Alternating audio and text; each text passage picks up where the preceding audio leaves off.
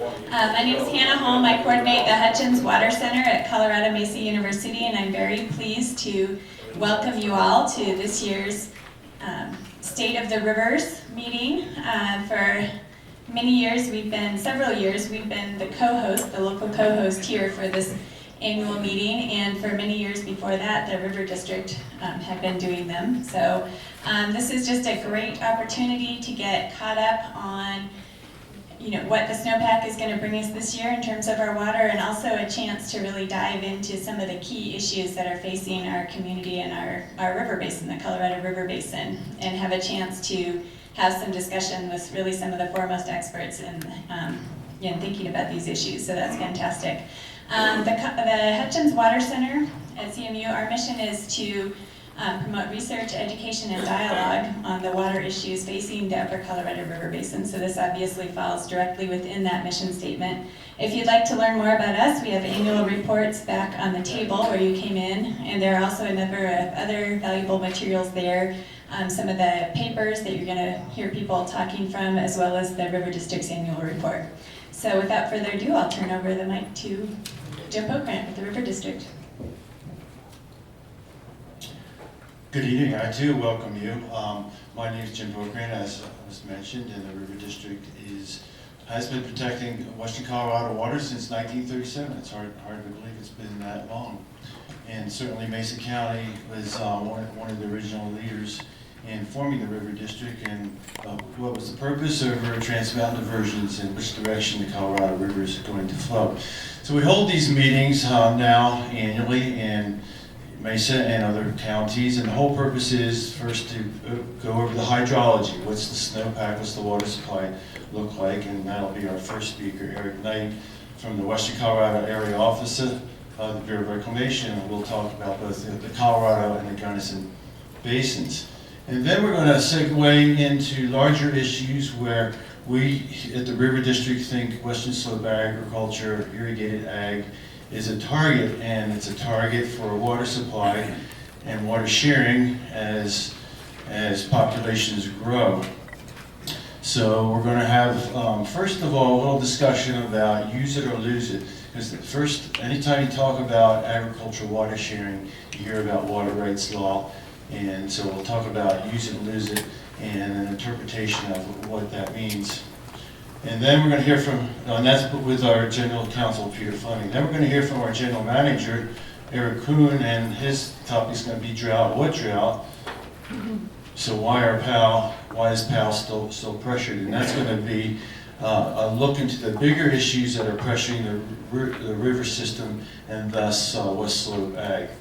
And then instead of just complaining about things, we're going to have a discussion about what we might be able to do about them. And that's where we're going to talk about water banking and the idea of whether ag can control its own destiny. And the speakers there will be Dan Birch, our Deputy General Manager, and Mark Harris, who's manager of the Grand Valley Water Users Association. So without further ado, I'll introduce Eric, which I already did, and since there's no farmers here, we'll see how well we did this year. Thanks, Jim. I'm going to start off my presentation by looking back here at the snowpack accumulation that we saw this winter time in the Upper Colorado River Basin. And this bar chart here shows accumulation by month for this year, water year 2016. For comparison, we're looking at the median year on the left side of the graph, and then water year 2016, this past winter time here, just to the right of that. And then last year, water year 2015 in the middle there, followed by 2014 to the right of that, one of our wetter years on record, and 2013 on the far right side of this graph here. Each of these box areas, the colored box areas, represents snow accumulation during the month. So for instance, at the bottom there, we start in October. The smaller blue boxes, not a whole lot of snow accumulation occurring in the month of October. But once we get into the November through March period, that's when the majority of snow shows up here in the Upper Colorado River Basin. The red box there above the blue box of October is November. So November, a pretty good month there for snow accumulation in the Upper Colorado River Basin. Above that, the green box, December. And you can see here in 2016, we're a little bit ahead of the game there, ahead of this median year to the left of that. And January again, another good month for snow accumulation there in the upper Colorado River Basin until we hit that dry period in February. We got about one really good storm right at the first couple days of February, and then not a whole lot of snow accumulation occurring after that. So that kind of brought us back towards median year conditions there after February, the blue turquoise box there, and then March, the orange box above that near the top of the bar for 2016. A good month of March for snow accumulation in the upper Colorado River Basin there. We had quite a few good storms roll through, and we ended up finishing the season here at 103% of average for snow accumulation in the upper Colorado River Basin. And this bar chart here is the exact same thing, but we're looking over here at the snow accumulation for the Gunnison River Basin. And again, same comparisons here. We have the median year on the left side, water year 2016 just to the right of that, and in the middle 2015, 2014, our wetter year to the right of that, and then 2013 on the far right side. And again, the same snow accumulation here by month. So November in red, a good start to the snow accumulation season. December in the Gunnison River Basin was actually quite a good month for snowpack accumulation, got us way ahead of the median year. And we kept up a pretty good pace there in January. And then again, the same story in February. Once we got into February, things dried out quite a bit and brought us right back down to equivalent with the median year. And then the final box above that, March, the orange box there, falling a little short of what would be considered median year or average conditions for snow accumulation in March. And we ended up finishing the snow season there in the Gunnison River Basin at 93% of average. So a little better in the upper Colorado Basin and not so great in the middle of the state there in the Gunnison, and drier conditions down to the south of us also in the San Juan Basin. And this map here of the state of Colorado, it's got all the major river basins here shown here and delineated in the darker black lines and labeled there, the upper Colorado, the Gunnison, Yampa, and White. And it kind of shows the pattern of snow accumulation that we saw this season. The green areas, those are, we're looking at stream flow forecast points there and summarized for the basin. So the green shaded areas are where forecasts for stream flow runoff fall between 90 and 110% of average. So in the northern parts of the state, the Yampa and the White, the upper Colorado, most of those sites are coming in near average, and that between that 90 to 110% of average. To the south there, as we go down into the Gunnison Basin and even further south into the San Juan and upper Rio Grande basins, those areas, most of those points are falling in the yellow shaded areas, which represent 70 to 90% of average. So again, wetter conditions to the northern part of the state, drier conditions down south. Kind of an inverse of what you might expect from what everybody was declaring a major El Nino year. You might have a typical, or what they say a typical El Nino year might have shown us wetter conditions to the south, drier to the north, but for Colorado it was the reverse of that. So just kind of speaks to the point that El Nino is not a real good predictor for snowpack and seasonal runoff for the state of Colorado. So water supply conditions here in the Colorado River Basin. We've got 4 of our major reservoirs here that are in the Colorado River Basin. Lake Granby, Green Mountain Reservoir, Wolford Mountain Reservoir, and Rudai Reservoir. Current storage conditions there are all pretty good right now. 72% of full at Lake Granby. Green Mountain's 50% full right now, but we're expecting a good runoff there on the Blue River. So we're not really worried about the conditions at Green Mountain right now. Wolford Mountain 80% full, and Rudai Reservoir 70% full right now.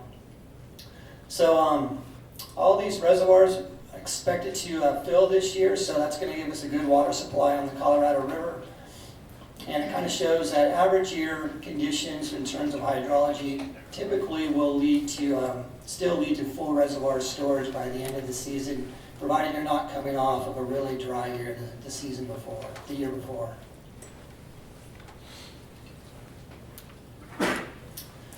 So just to take a closer look here at reservoir operations at Green Mountain Reservoir. Green Mountain Reservoir over there, I'm just north of Silverthorne on the Blue River. It's projected to fill completely to 154,000 acre feet of content. Projected to be around July 10th will be the fill date there. Reservoir operations this year will mostly be reflective of what occurs during average hydrology conditions. One of the notable exceptions to that is due to the weather conditions that the eastern slope of the state experienced this year. There's minimum available storage in the Denver Water and Colorado Springs facilities, so that will actually allow more water to stay on the western slope and more water to enter into the reservoirs on the Blue River there and go into Green Mountain. There's no spill expected over at Green Mountain Reservoir. The maximum release there is expected to be less than 1,400 CFS down the Blue River. And it is expected there will be enough water in the system there to contribute to Colorado River Endangered Fish Recovery Program. And one of the components of that is Coordinated Reservoir Operations, or CROSS. We'll talk about that in a couple slides here. And also the historic user pool that is in Green Mountain Reservoir, that's part of the reservoir content there. We expect there to be surplus releasage, which would occur during the September to October timeframe.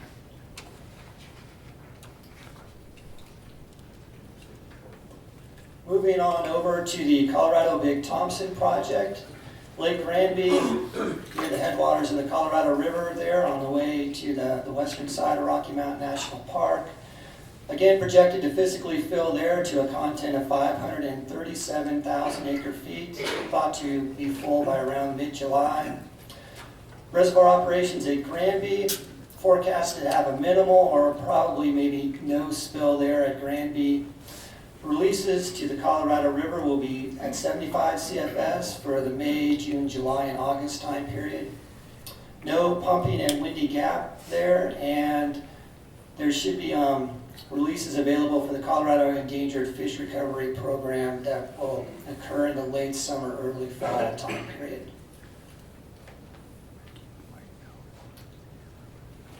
And jumping on over to Rudeye Reservoir on the Frying Pan River, just north of the town of Basalt. Again, Rudeye Reservoir projected also fill to a content of 103,000 acre feet. Again, expected to be full by the middle of July. Reservoir operations there, again, typical of average year operations. There should be enough water there to also, continue to support the Colorado River Endangered Fish Recovery Program, contribute some water to the Coordinated Reservoir Operations, and also some late summer, early fall fishery releases. And just to elaborate a little bit more on Coordinated Reservoir Operations, it's a program that's designed to augment the peak flow in the 15-mile reach of the Colorado River. The 15-mile reach is the stretch down here through the Grand Valley from Palisade down to the confluence with the Gunnison River. And the flows there are designed to, the enhanced flows there are designed to improve the habitat conditions for the 4 endangered fish species we have here down in the Grand Valley. So how that works is the reservoir owners or operators will voluntarily bypass inflow from their reservoirs during that peak time. Typically that occurs in late May or early June. And in order for this program to go forward, 2 conditions are necessary. One, the operators at each of these reservoirs must be fairly certain that their reservoir will fill this year. We just talked about the 4 major ones there on the upper parts of the Colorado River, all expected to fill this year. And the second condition is we must be able to achieve a peak in the range of 12,900 CFS to 23,000 CFS measured on the Colorado River at the Cameo gauge, which is up there in Tibet Canyon, just east of town up I-70. Right now, the current forecast for a peak on the Colorado River at Cameo is 14,000 CFS, so we fell within that range there, so those 2 conditions have been satisfied, so the Coordinated Reservoir Operation Program is planned to go forward for this. once the timing of the peak is known and once that peak occurs, probably in the late May, early June time period.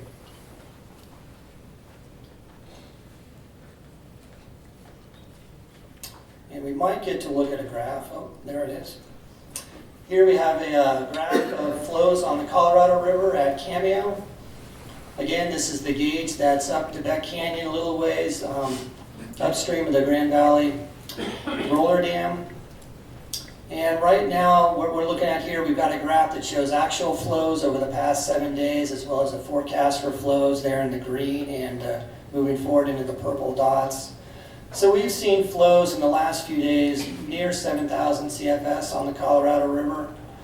There's projected to be a little drop off there in the next couple days before an increase that's going to show up early next week, getting flows closer to 8,000 CFS on the Colorado River there at the Cameo gauge.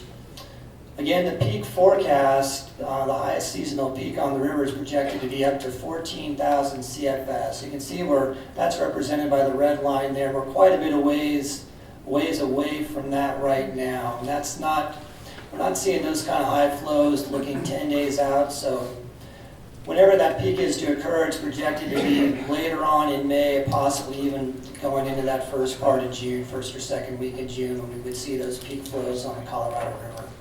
And that's when those upstream reservoirs would make they would bypass the inflows and enhance the water coming down there to enhance that peak on the Colorado River there for the benefit of endangered fish habitat there in 15 Mile Reach. So we'll hop on over to the Gunnison River now and look at some of the operations going on at the Aspinall unit there. The three major reservoirs we have on the Gunnison River there, just upstream of Black Canyon National Park. And based on the May 1st forecast, which is predicting 525,000 acre-feet of inflow into Blue Mesa Reservoir, we set some targets that are based on that forecast, and those targets are described in the Aspinall unit record of decision. And it sets some flow targets for peak flow levels as well as duration of those peak flows. At this level of forecasted runoff, we're in what we call an average dry year for the Gunnison River Basin. And the targets are set by those year type categories. And the targets in an average dry year calls for a peak of 8,070 CFS on the lower Gunnison River. And that's measured at the gauge that's near the town of Whitewater, just upstream of Grand Junction, and where the Gunnison comes in to the confluence with the Colorado River. So we're shooting for a peak target flow there of 8,070 CFS, and the goal is to sustain that peak flow target for 10 days. And that's the equivalent of the half bankful, what they call the half bankful flow on the lower Gunnison River there at the Whitewater gauge. So we're going to see some higher flows there on the Gunnison River coming down. That'll be coming up soon in the second half of May. One of the other targets we also have to meet there on the Gunnison River downstream of the Aspinall unit is the Black Canyon water right. And that's also dictated by the May 1st forecast, and there's some equations that translate that forecast number into a peak flow target. This year, with that forecast of 525,000 acre-feet of inflow, the peak flow target comes out to be right around 3,350 CFS. That target is supposed to be meant for a 24-hour duration. We're expecting this year that with the releases needed to meet the 8,070 CFS down on the lower Gunnison River, we will be well above that peak flow target in the Black Canyon. Flows will probably be more in the range of 4,000 to 5,000 CFS in the Black Canyon. And for a longer duration too, because we are trying to sustain 10 days of that half bankful flow of 8,070 CFS on the lower Gunnison. So the ramp up for this spring peak operation has begun. It actually started yesterday. Releases from the Aspinall unit will be increasing daily now through May 17th, so daily through next Tuesday. We expect Crystal Reservoir, which is the reservoir most downstream there in the unit, also the smallest reservoir. We expect that will begin to spill on Monday, May 16th, possibly even late in the evening on May 15th. The maximum release period is planned for a 10-day period right after that between May 17th and 26th. Those dates are just our current projection right now. That could shift to the side one way or the other by a few days, but that's the current projection.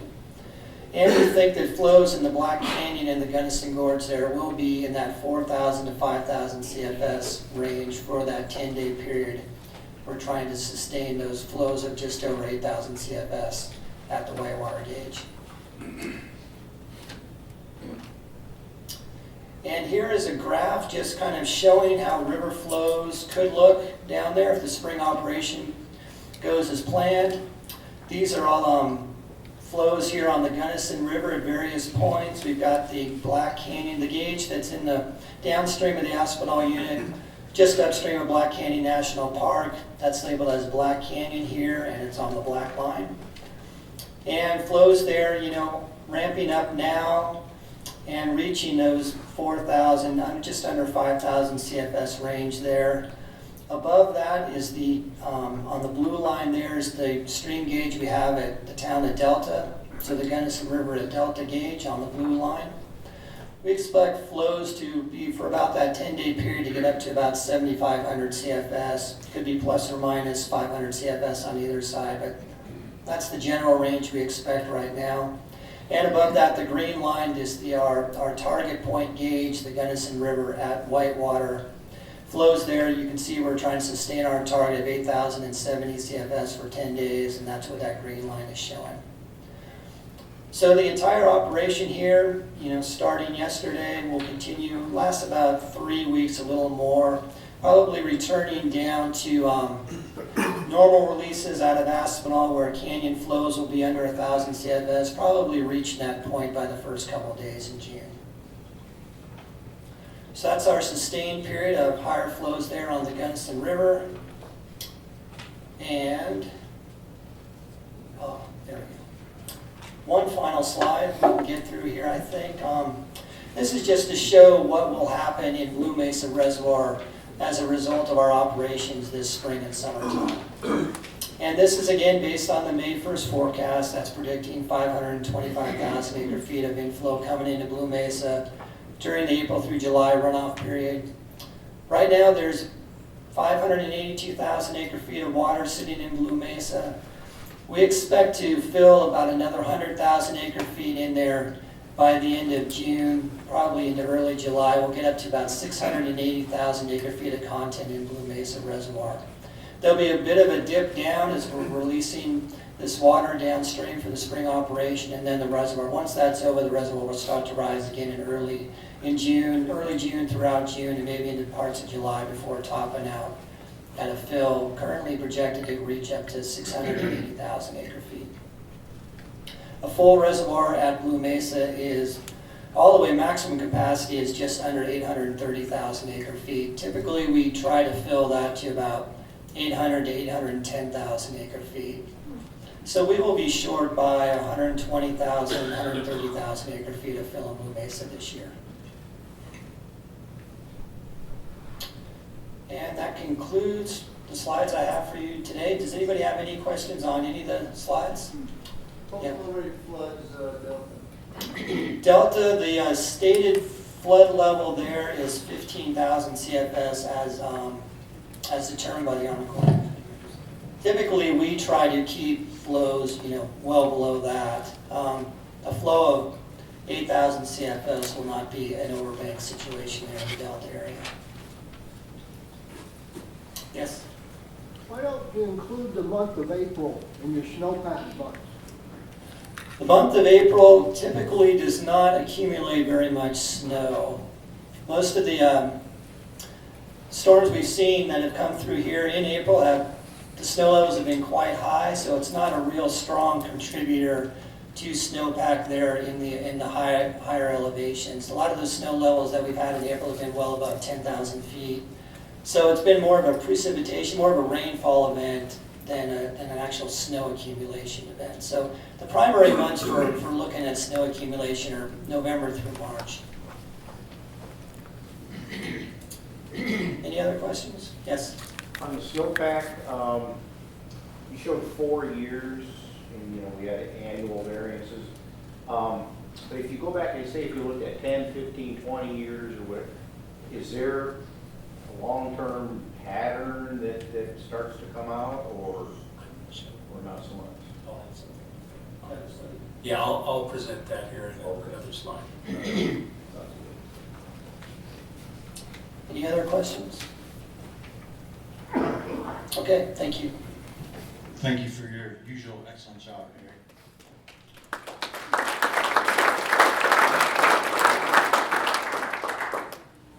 The Colorado River District covers 15 counties in northwest Colorado, and the Board of County Commissioners from each county appoints a member who becomes a director on our Board of Directors. And tonight we have two members in the audience. John Justman, your Mesa County Commissioner, although he just stepped out the door a second ago. And we also have Mark Catlin from Montrose County. There he is. And we have an alumnus. We have Steve Aquafresca, who served on our board when he was a Mesa County Commissioner before term limits took care of that. So our next speaker will be our General Counsel, Peter Fleming, talking about use it or lose it. You can come here.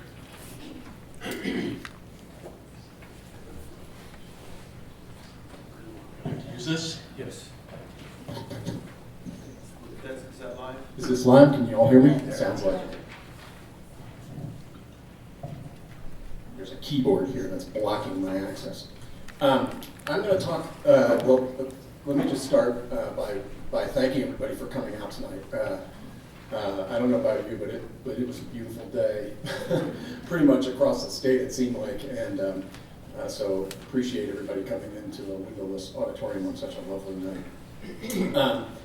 I'm going to talk about this concept of use it or lose it that you might have heard about here and there if you're interested in water and you have a water right in particular, or if you want to do something with your water right. And the concept of use it or lose it is commonly referred to as, well, if you don't use the full amount of your water right, eventually you'll lose it, and you'll lose some portion of it, or you'll lose some of its value. And some folks at the state engineer's office, the Colorado State Engineer, his deputy, and the folks at the Colorado Water Institute at Colorado State University thought that this was a notion that would benefit from some further examination. Is this really a fundamental principle of Colorado water rights? There is a handout that's, hopefully y'all were able to grab a copy of it. If you weren't, I think it's at the table as you were coming in, that was prepared by the Colorado Water Institute at CSU. And it's the product of what we refer to as the use or lose it forum. State engineer and CSU called this forum together of a pretty broad group of water users and water wonks, if you will. About 20 folks that comprise folks from the state engineer's office, the attorney general's office, agricultural water users, the Farm Bureau, Colorado Cattlemen, municipalities, environmental groups, water lawyers, consulting engineers. When you have that broad of a group, there's bound to be some disagreement, and so we had to meet a number of times because there was some disagreement. We probably had too many water lawyers in the room. I think what the problem was, but we had some disagreement, but we all pretty much came up with the fundamental conclusion that the basic concept of use it or lose it, that sort of fear that if you don't use the full extent of your water right each and every day when it's available to you in priority, you're going to lose it, it's going to be abandoned by the state, or if you wanted to sell it or a portion of it at some point in the future, you might lose some of its value. That whole notion, we think, is really, to a large extent, unfounded. There is some basis in it. I won't say it's completely untrue. And so you have to be careful. You have to look at various situations and how your specific situation is applicable under the existing law. But for a very large component of the notion, we just think it really needs to sort of go by the wayside. And the reason, one of the reasons, and I think, I don't know that the River District's really taken formal policy on this, but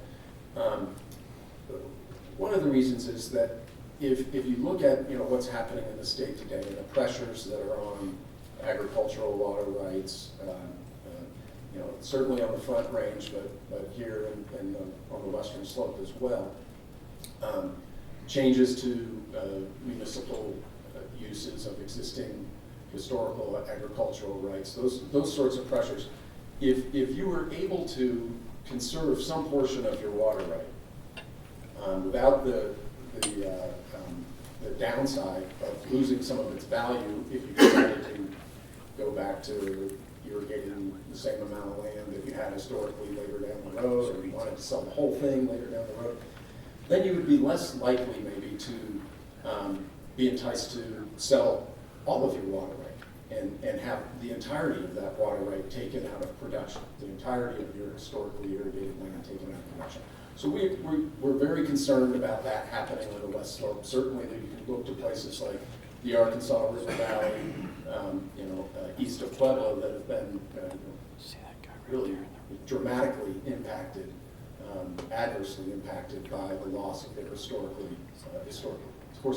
irrigated land. So we're concerned about that at the River District, and anything that we can do to reduce the pressures on a complete buy and dry, I think we're in favor of that. If there has to be some transfer, let's make it only a small portion, let's make it temporary, let's not have the water users lose their value. So enough of the preaching on that. I'm going to talk just a little bit about the main points of that paper that was handed out. It's 11 pages. In my opinion, it's too long. That was one of the products of too much disagreement in the room. The thing got longer and longer and longer because folks had to get their 2 cents in there, I guess. But if you head home tonight and you have trouble falling asleep, you can give those 11 pages a review. It's actually not a bad document. It's a good document. There's some questions in there that you might think, hey, that was something I might think. So I encourage you to take a look at it. I do wish we had a 1 or 2 page version of it. So the basic question was, is this common perception that a water user must fully divert his or her water right every year, or they risk abandoning it? Does that lead to a reduction in the value or a wholesale loss? And as I mentioned, the basic conclusion is no, or at least usually no. And why is that the answer? Well, the primary reason that's the answer is the value of your water right isn't so much in the full flow rate that is decreed. Let's say you have a water right that's 1890 water right decreed for CFS on so many acres of land. If it's decreed for 10 CFS, you want to, that if you can make full use of that 10 CFS on your lands, more power to you. If you really only need 8 or 9 CFS to irrigate all of the lands that you have and that you've historically irrigated, you're not getting any additional value out of your water right by diverting more than you need. And as I'll talk in a minute, you may actually have a little bit of a detriment if you go seek to change that water right in the future. But the basis of the value of your water right, if you ever were to go and want to sell it, is in what we call in the water world historical consumptive use. The amount of water that was consumed by the crops or otherwise used in the application of your water to the land that didn't return to the stream. So it's basically diversion rate minus return flow. That's really a very simple way of looking at a complicated issue, but that's basically what your historic consumptive use is. And if you wanted to go in and change your water right and sell it to somebody in the future or lease it to some purpose different from the purpose you currently use it for, that's what they would be looking at. What was your historic consumptive use? in almost all cases. So when you go to think about, well, what is the value of my historic consumptive use and my value of my water right in that respect, you can look at it for continuing to do what you're doing today, whether it's irrigating or serving a municipality with a water right, industrial use, that your present day use, your decreed use, you like it, you want to keep it, good. You might want to sell the entire water right in the future for a different use. Again, there you're going to be limited to transferring to that other use, the historical consumptive use. You might want to sell some portion of your water right, retire 40 acres and sell half of your water right to either a neighbor or to a different type of use. Same thing, what are you going to transfer? In most cases, it's the historic consumptive use. Or you might want to dedicate some portion of your right to some altruistic purpose, like dedicating it to an in-stream flow or something like that. When I talked about excess diversions, if you had, you go back to that 10 CFS hypothetical, let's say you only needed 8. So if you put 8 on the land, you're going to irrigate your crop. Some of that water is going to percolate back to the stream. Some might run off in the tailwater ditch to the stream. You would have to, if you ever sold that water, right, replicate those return flows so that your neighbor wasn't injured by the new uses that were being made. And so the water that percolated down to the stream and ran off the tail end of the ditch, you'd still have to do that. But if you had diverted 10 CFS when you really only needed 8, well, that in addition to the return flows that are already accruing, you're going to owe an additional 2. And so that's why you might, think twice. Well, do I really need to be doing that? The paper makes a little bit more of a point of this than I think is really that critical, but it was important to some of the stakeholders that were involved in that group. So when we talk about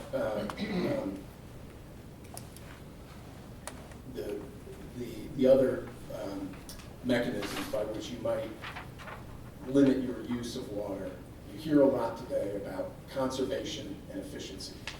And sometimes they mean the same thing to some people, but we try to separate the use. We try to make them clear that conservation is one thing, efficiency is another. Efficiency we look at as basically doing the same with less. So if you're irrigating 80 acres and you were diverting 10 CFS to 2, if you can divert 8 CFS and irrigate that same 80 acres by using a more efficient means, maybe you line the ditch, maybe you have sprinklers, or whatever it is, that's efficiency. The crops are still consuming the same amount of water. You're not going to lose any of your historical consumptive use if you do that. Efficiency can also mean doing more with the same. So if it's consistent with your decree, if your decree would allow it, if you have that 10 CFS and you can, instead of irrigating 80 acres, if you could irrigate 100, then you would be allowed to do that, so long as it's okay with your decree and it's not an expansion of your use. Or you could use a more intensive, apply the water to a more water intensive crop that it consumes more water. You'd be okay with that.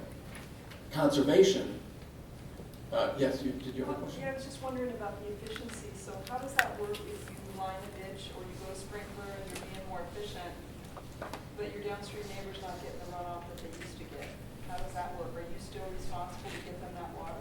Yeah, I'll try to summarize the question, and you can tell me if I got it right.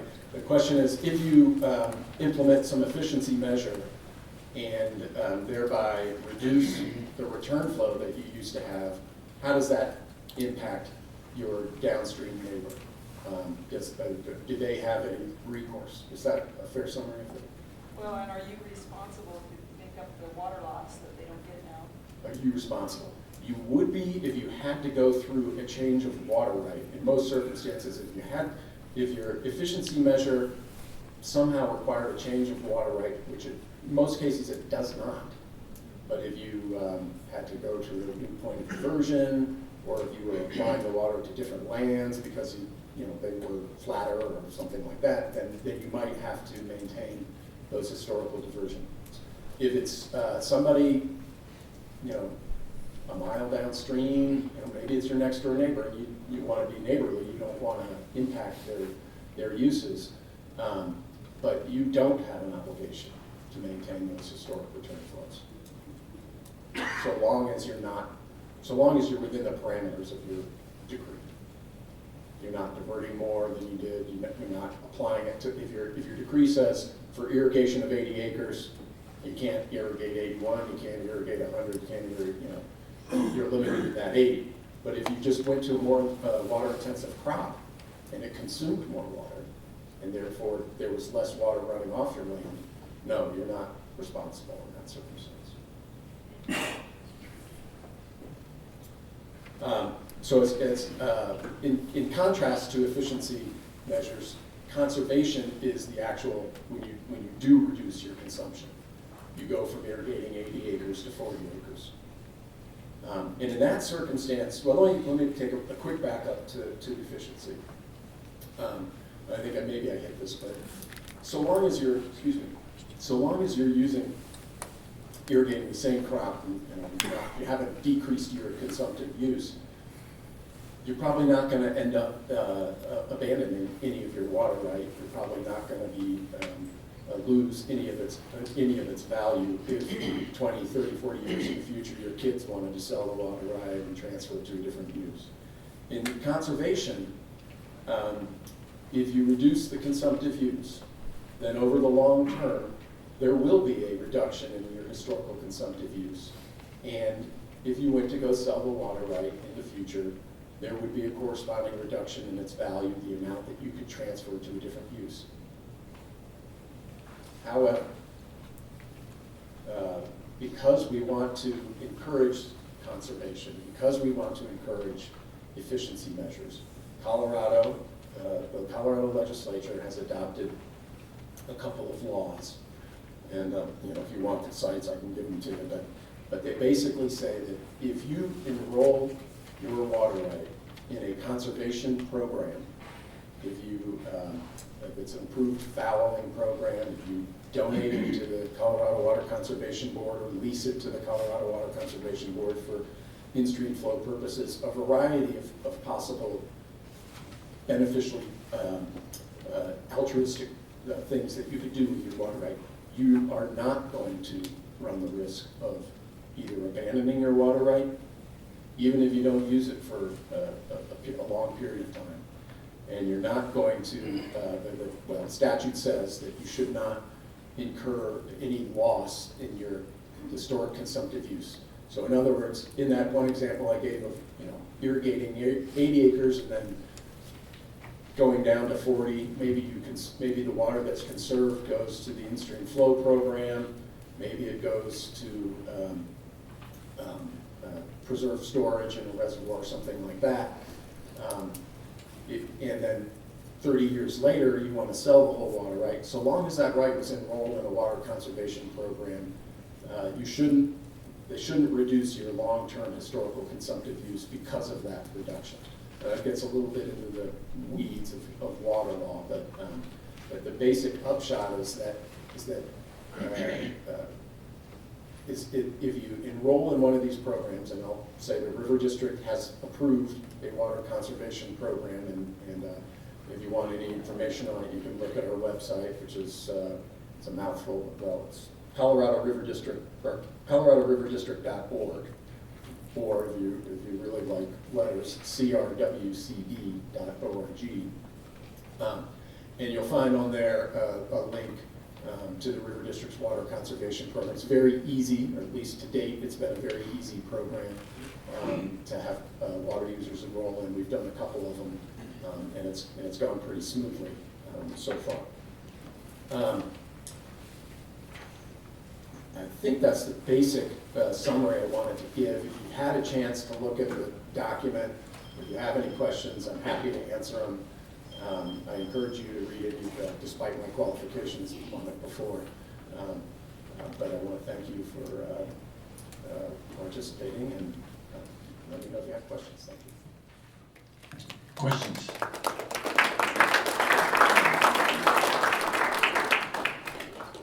Any more good? Arlo. Arnold? Yeah, Peter, you know what the situation is in the Arkansas River where the courts have determined that special water deficiency rules do apply there. Do you think there's any danger of those type of rules being implemented on a more of a statewide basis, or is it going to be limited just to the Arkansas River because of the court decision created that? Yeah, I really hope that's going to be limited. The question was, in the Arkansas River, they have rules that effectively discourage conservation, discourage efficiency. And the reason behind that, and Carlisle's question was, is there a risk that those types of rules might come to other basins in the state? And I certainly hope not.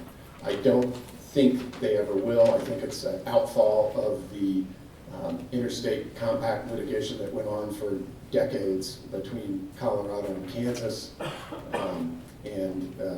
Because Colorado effectively violated the compact for a number of years, sort of got the short end of the stick in terms of that court case. So I'm hoping that doesn't happen here. I don't see how or why that would happen, and let's try to avoid any interstate litigation over the Colorado River compact.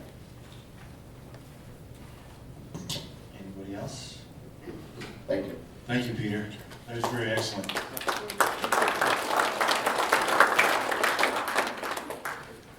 The presentations that you will be seeing tonight and other supporting material will be available at the River District's website. Just navigate to the states of the rivers pages.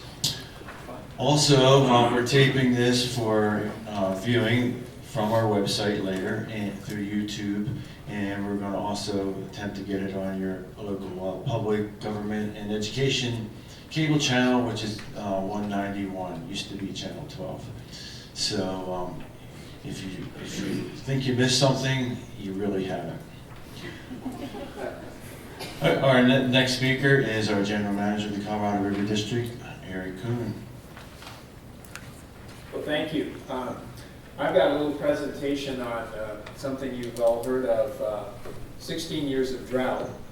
How many of you have read and have been in the basin, and you've heard the comment that we've been in, this drought started in 2000 and hasn't ended? I think just about everybody out here. That's a very common message that we in the water community have put out. And I was thinking, as I have a backyard rain gauge, and my backyard rain gauge has suggested I've had about 120% of precipitation now for 3 straight years. I'm saying, well, 16 years of drought, but 3 years of extra high precipitation, what's really there? So I thought I'd do a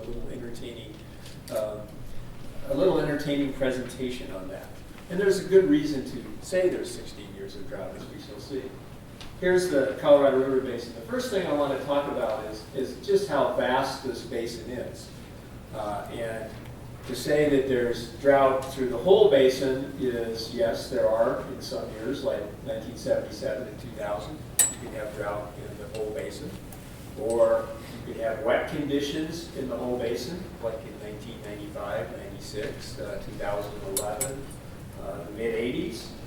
But more likely, you're likely to have a mix of conditions that go all the way from dry conditions in the south to wet conditions in the north, or vice versa, wet conditions in the north, dry conditions in the south. So it's a big basin, so to say that you have drought in the whole basin is somewhat of a misnomer, especially when you look at the basin that goes all the way up into Wyoming. Now we talk about a little bit about El Niños and La Niñas, and as you heard Eric say, they're not the best indicator of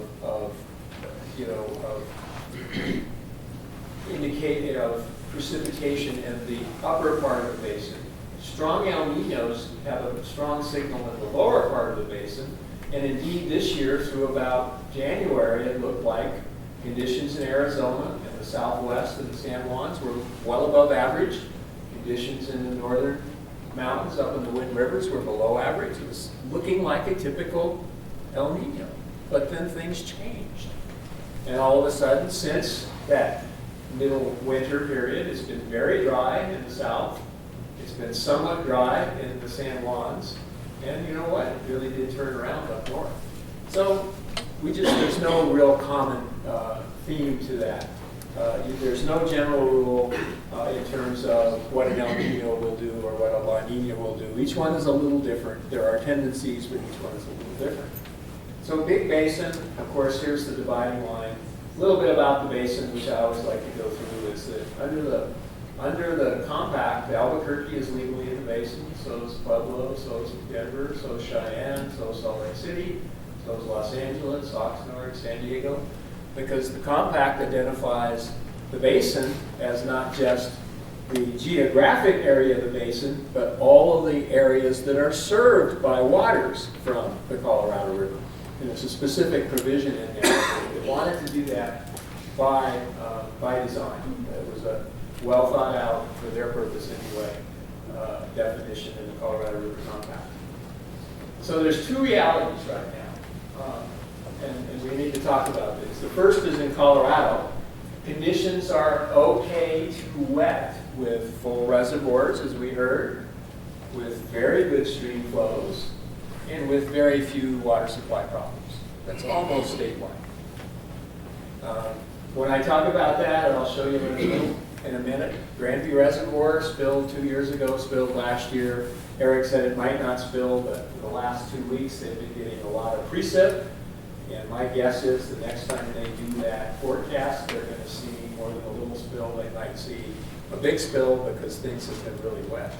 I know they've been fairly wet down here as well. Eric was showing things as of the 1st of May in the last 2 weeks, and I'll show you a plot. The inflow into Lake Powell has gone up by about 10% on a model basis, and most of that is because of precipitation in the Colorado mountains, and basically in the mountains from about Aspen north. So things are getting wetter. Basin-wide, system storage is declining. When I say system storage, we're talking about Lake Powell and Lake Mead. Let's go back to those. Here we go. Here's Lake Powell. Here's Lake Mead. There's a couple other big reservoirs, but these two reservoirs have 50 million acre-feet of flow of capacity between them. That's about 4 times the annual flow of the river.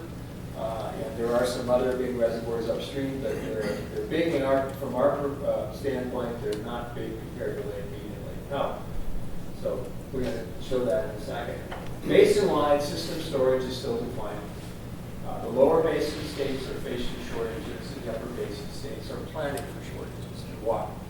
Well, in the lower basin, we're going to go into that. Lake Mead continues to go down. Lake Mead was at 1075. I think we went through 1075 today or yesterday. It's going to bottom out at about 1065. And it'll go back up by the end of the year to about 1077, so there won't be an official shortage. But that reservoir is continuing to decline. So in the face of decent runoff in Colorado, less so in Utah, less so in Wyoming, we're still seeing system reservoirs decline. And by the way, Colorado produces about 75% of the flow at the Barrett, the state of Colorado, between 70 and 75%. The Uinta Mountains and the Wind Rivers in Wyoming provide that other 30% or so. So let's go on here, and here's Lake Granby. It's filling. It's impressive when it's filling, but at the bottom line, it's full. There's another reason it's full, and that's because on the east slope, conditions have been very wet. I was talking to Jeff Lucas today. I think this is the first time in many of the records they've had 3 years running where precipitation is over 115% of normal. So it's the first 3-year period in the Northeast that they've been able to identify where almost all of their rain gauges are over that. So I was asking him, and I put it in my little paper, does that qualify as a pluvial? He said, no, that's not a pluvial. Then he emailed me back and said, yeah, I think it might be a pluvial for at least the Northeast. Pluvial, by the way, is just the opposite of a drought. Times of plenty. So there's Granby, and here's Lake Mead. Here's total storage in Lake Powell and Lake Mead that caps out at a little more than 50. And it starts in 1960, of course, because that's when we started filling Lake Powell. It was completed in the early 60s. Lake Mead has been around since the 30s. So you can see what happened here. Lake Mead filled up relatively quickly. Then there was a fairly significant drought in the 50s. And despite the fact that the upper basin was only using about 70% or 60 to 70% of the water that it's using today, the lower basin is using about 50%. That drought in the 50s, and without Lake Powell, drained Lake Mead down below to about 1077 or 1078. That was a record that was just broken a couple of years ago. So that there you can see that the impact of that drought in the 50s on a single reservoir. And then here's where we started filling Lake Powell. Lake Powell, while Lake Powell was filling, flows were passed on to Lake Mead were minimal. They designed it so it was just 75 million acre feet to compact a minimum amount.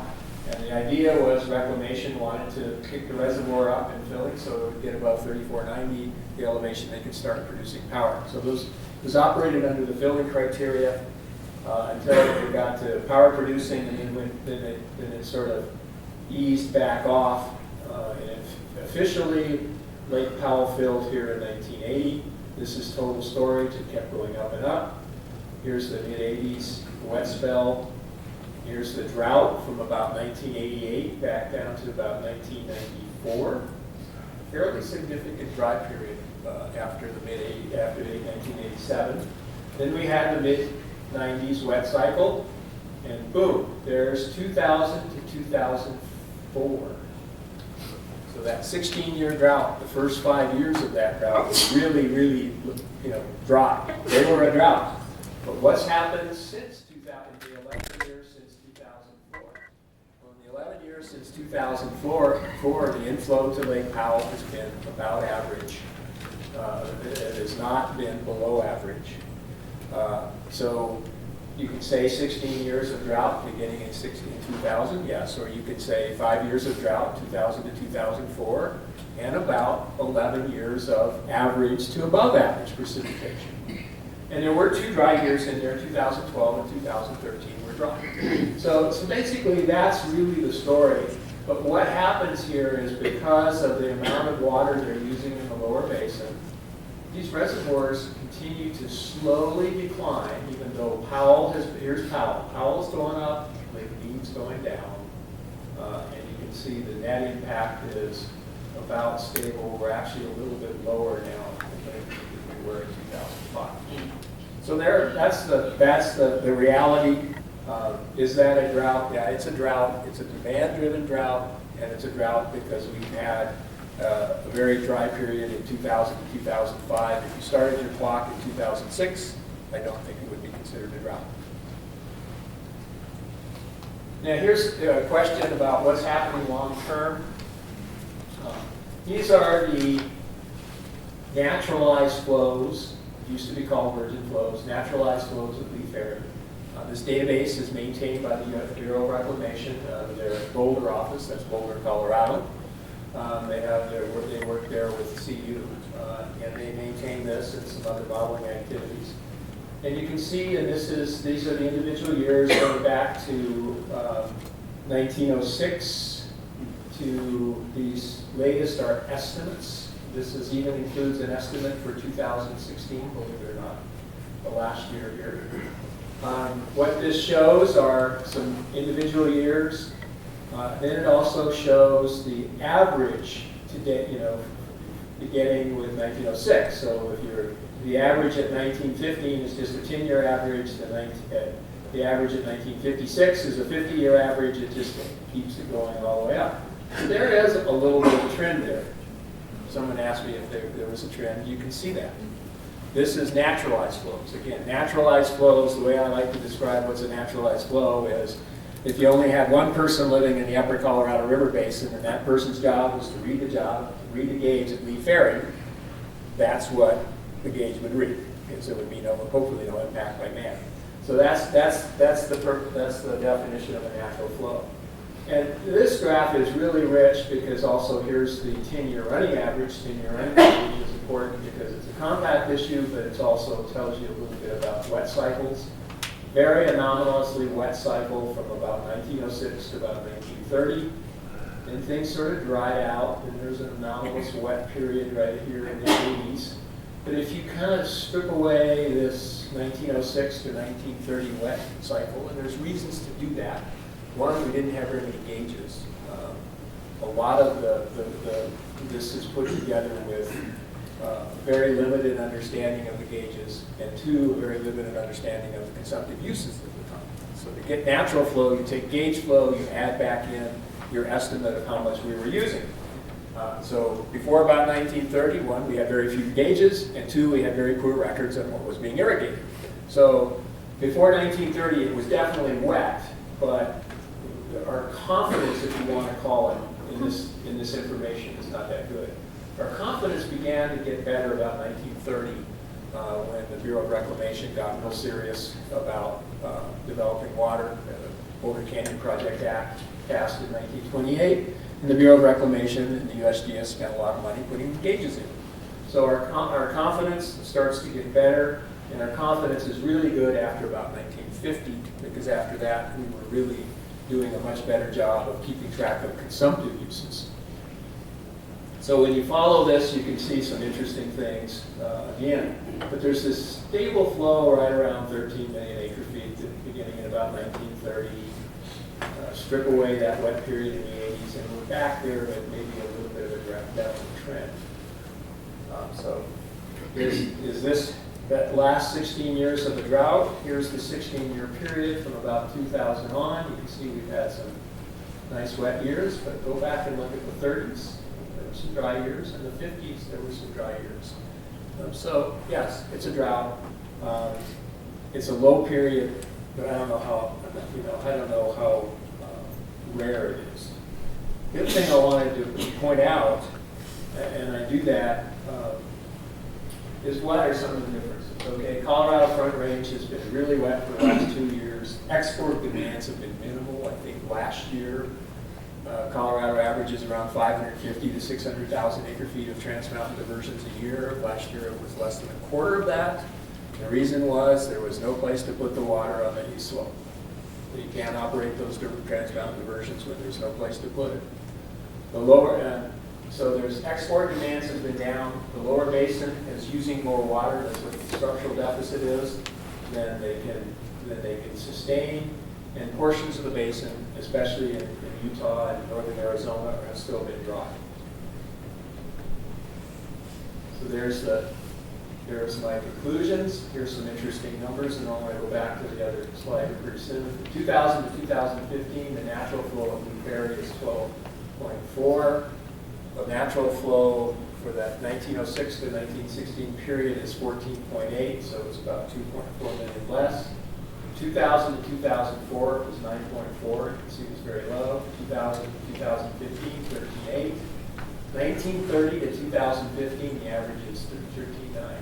So those are probably the same number within the ability to gauge it. So 2005 to 2015 conditions are about average with what they've been for the last 85 years. And then, ironically, the basin study climate change suggests a mean of about 13.7. Now, the climate change hydrology has drier dries and higher highs, so the distribution is different. In other words, if you look at it, you're going to see about the same average number, but you're going to see more real high flows and some more real low flows, come up with the same average as you do today. So there's some interesting numbers there. And then here's the structural deficit. If we're releasing water from Lake Powell and at 8 1/4, and they get about 800,000 acre feet of inflow between Lake Powell and the Grand Canyon, that's the Virgin River, the Little Colorado, and a bunch of creeks in the Grand Canyon. They get about 9 million acre feet in. The outflow for the Arizona, California, Nevada customers in Mexico is plus downstream regulation and river gains and losses is about 9.6. There's about 600,000 acre feet of evaporation, and that's today. If Lake Mead is full, it's about 1 million, but since Lake Mead is about half full, it's less than that. So you come up with this imbalance of 1.2 million acre feet. Well, how does that work? The system was designed so that we thought we would have periodic spills from Lake Powell. So every few years, there'd be a big runoff into Lake Powell, and we'd have to get rid of that water for dam safety and other reasons.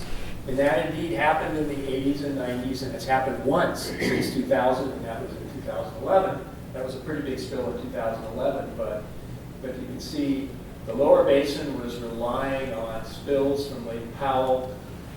If they don't have spills from Lake Powell, they run a deficit. I like to call it the water budget. Their water budget is 1.2 million out of balance. But they have a big bank account. They have a bank account called Lake Powell and Lake Mead, so they're drawing down their bank account. And the question is, will we ever have another big year, or will we have another big year soon enough to refill their bank account before they take it down to unacceptable levels?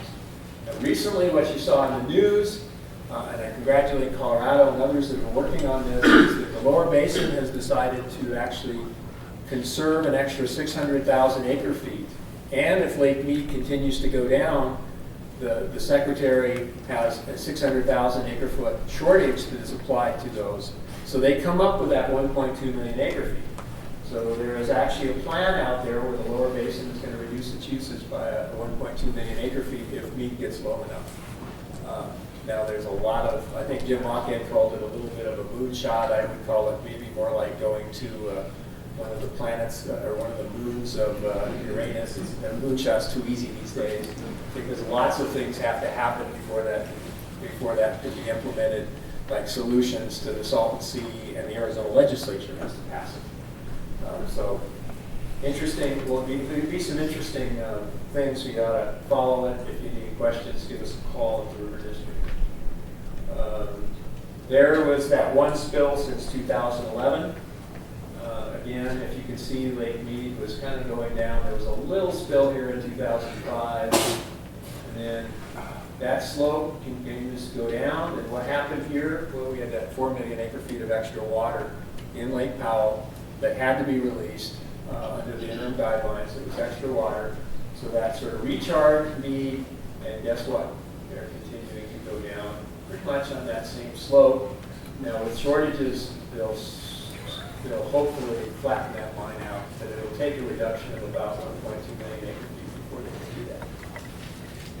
So I'm going to go real quickly then and go back to a different slide and just talk about a couple things why I'm somewhat concerned. I'm somewhat concerned that when we talk about we've been in a 16-year drought, people are going to say, yeah, a drought's a temporary measure, right? You know, it's something that if you wait long enough, if you've got enough water storage to get you through that drought, things will turn around and things will be okay. That's sort of the definition of the drought. It's a temporary period of lower precipitation or lower runoff. Well, what happens now is that we've had decent precipitation and runoff in the last 11 years. Are we headed for a real drought? Not the 16-year talking point. And looking at this, there's some interesting things that happen. We just got through a strong El Nino, and of course every El Nino is different. The last time we had a strong El Nino was 1998. What happened after 1998? Well, 1999 was, this is 98 here, so 97, 98, 99 was okay. 2000, 2001, 2002, 2003, 2004. So after the last big El Nino, we went into a temporary La Nina state, and we went into a drought. Well, was that unique? Or has that happened before? Well, actually that happened in the 1950s. There was a big El Nino here in 1957. 1958, the 4 years after that were dry. 1973, where's 73? Here's 1973. A big El Nino year in 1973. 74 was dry, 75 was actually okay, but then 76 and 77. 77 is the driest year on record for inflow into Lake Powell. It's actually drier than is 2002. In terms of the measurement is inflow into Lake Powell. Same thing happened actually after a couple of El Nino years. One after in 1941 was a really big El Nino year, and it was followed by dry years. A big El Nino year in 1952 was followed by dry years.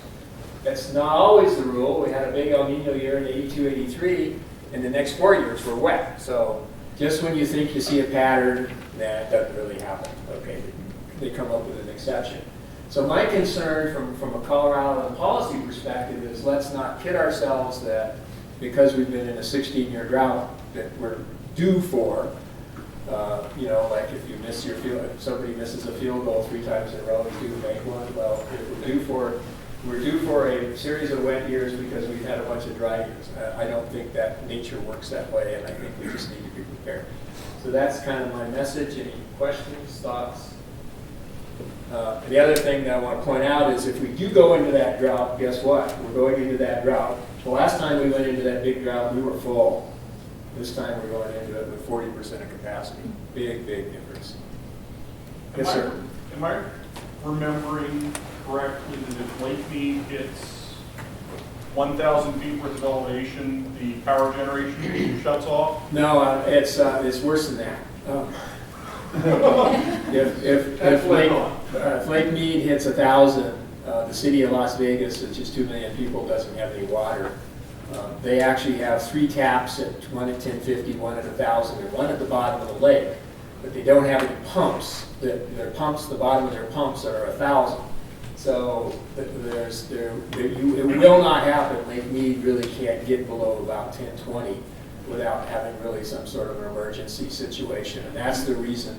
I know they were putting in that third straw and working on the pumps to be able to. Yeah, it's another 5 to 7 years before they're going to have the pumps in place. And another Millions of dollars. And $1 billion, yeah. Yeah. So, yeah, it's a problem. Is that perhaps why the lower basin's finally looking at consumption versus supply? Absolutely.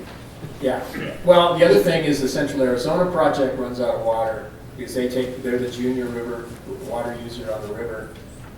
And so they have big shortages. They serve Phoenix, they serve some really important communities. So it's not just Las Vegas that has a problem if the lower basin doesn't control their budget.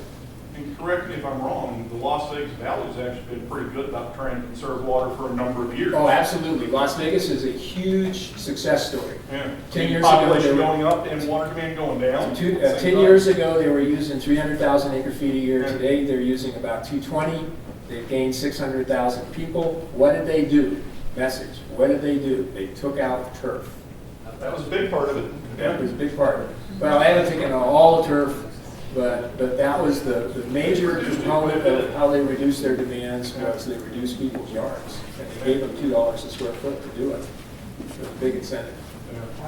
You hit right here. Yeah, if you look backwards before 1905 and Yeah. look to patterns in dendrochronology, even though we didn't have gauging stations back then, is your notion about El Nino supported in the dendrochronology records? Yes and no. There's some circular logic. They've tried to look at El Ninos all the way back to 1200, but they use the same trees as they use for basically to determine flows. So you have to question whether the source of data is the same. But we do know one thing. We do know we have really pretty good records. There's a gauge at Yuma going back to 1878. They didn't have a good flow meter, but they had a river stage. And actually Mormon settlers took some very, very good records, individual records. So they've sort of done better than just using dendrochronology to bring it back to 1878. From about 1870 to 1875 to 1905 was another 30-year period that looked about 13 million acre feet. So we're pretty comfortable that the river has that natural flow of around 13 and a half, then it has these periodic real wet periods like the 1900s and 1930s and the early 80s that bring the average up.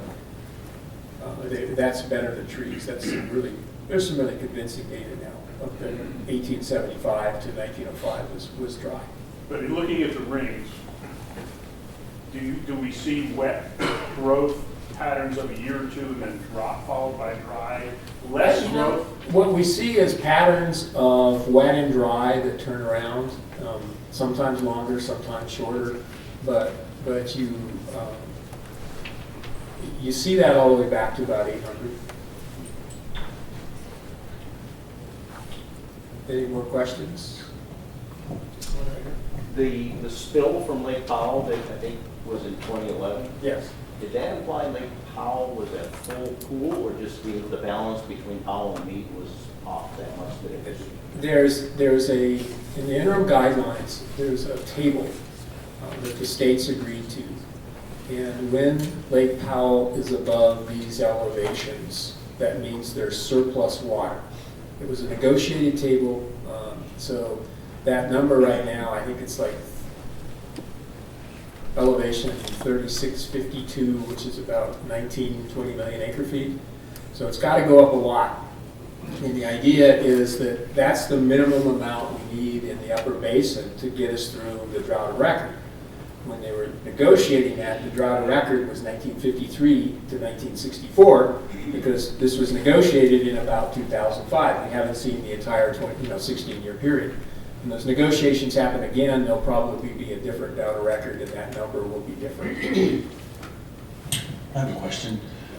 So if we actually have a real drought, since we're not in one now, but lake levels are low, why should people in this room be concerned?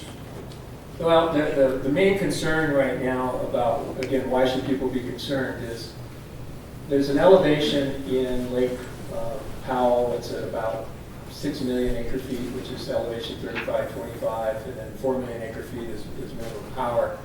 And the idea is we want to keep Lake Powell above minimum power for power generation purposes, for compact purposes. As long as we have a little water in Lake Powell, we're okay.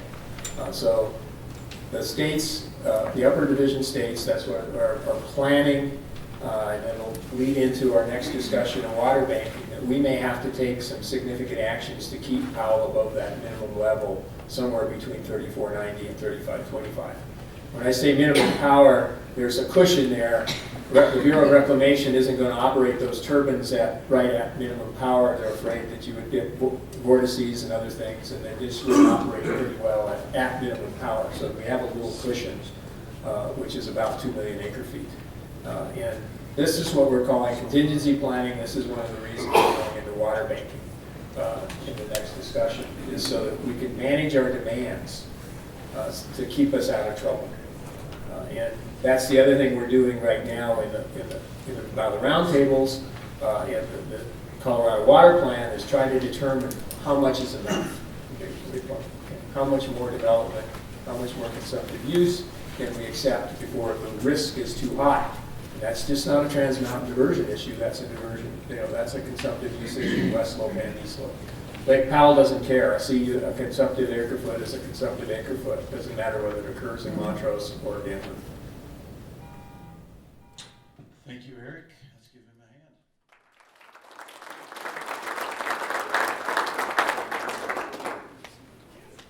And that brings us to the final portion of the program, a discussion about water banking. Can ag control its own destiny, since most of the water is in ag, most of the water use is in ag.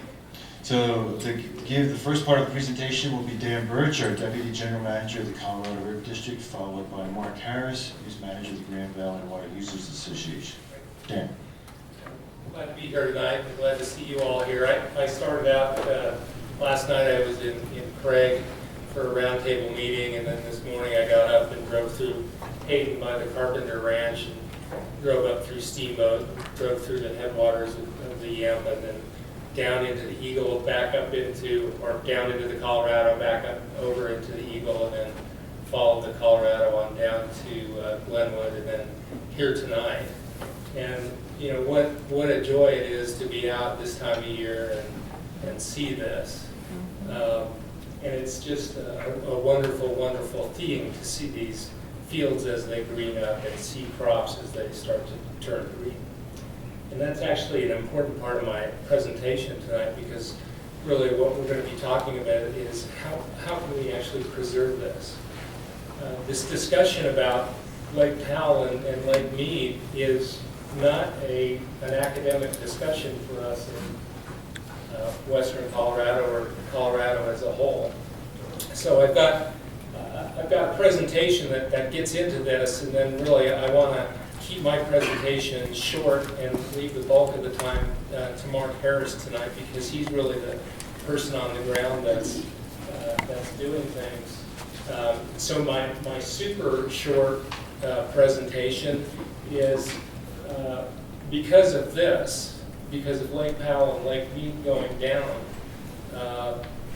we face a very real risk of this. And we don't want this in western Colorado. This is what we want to protect and preserve and even enhance. And that's what we're doing, and that's what we're working on. And it's a little bit ironic, it's a little bit paradoxical.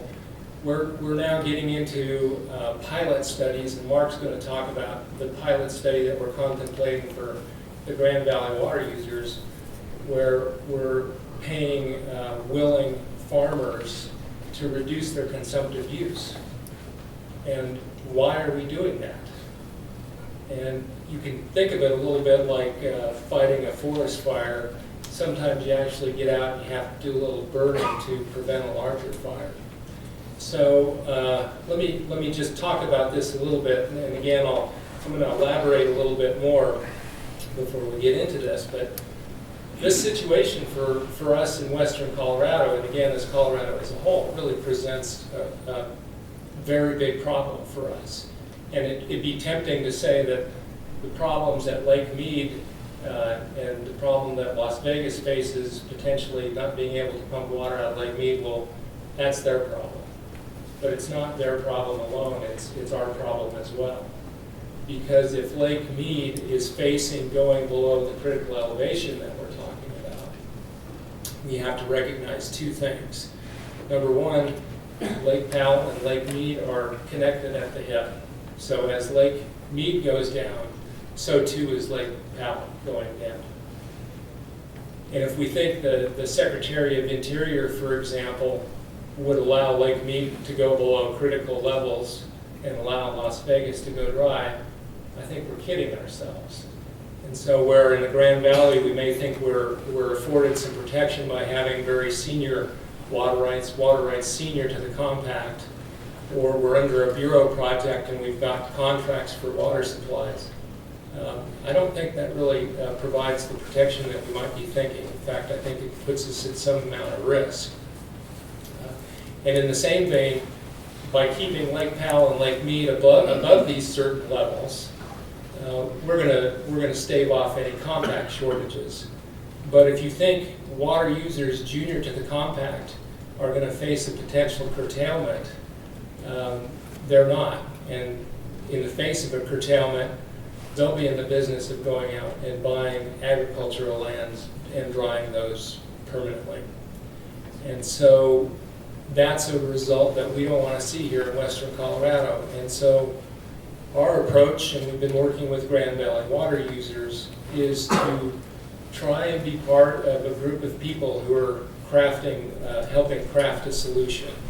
And we think by helping craft a solution, we won't be the solution. So to the extent there's shortages and burdens that have to be shared, we want to make sure that those burdens are shared. I want to also talk a little bit about the significance of Powell going below minimum power levels. So, this generation of power at Lake Powell generates a lot of revenue.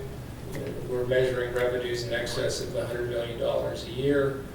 Those revenues fund very important programs for us in Colorado, including the salinity program and including the recovery program for the endangered fish species in the Colorado River system. That program, for example, provides Endangered Species Act compliance for water users on the Colorado River Basin. So it's very important, and we need these revenues to do that. Additionally, and maybe even more significance, although not necessarily something that Eric and Jim and I work on, Lake Powell generates and is a significant source of peak power supply for the region. So Tri-State and Excel, for example, they rely on that power generation for summer peaks. And if that power isn't available, they have to go out on the spot market and acquire the power they need for those purposes. So there's a lot at stake in both Lake Mead and Lake Powell. And similarly to Lake Mead, if you think the Secretary of Interior is going to let Lake Powell go below minimum power, I think we're kidding ourselves. It's something that we really need to do everything within our power to try and prevent. So I guess with that, I'm gonna kick it off to Mark and ask him to talk about the pilot program that we're contemplating for Grand Valley water users. I'm just going to compare ourselves.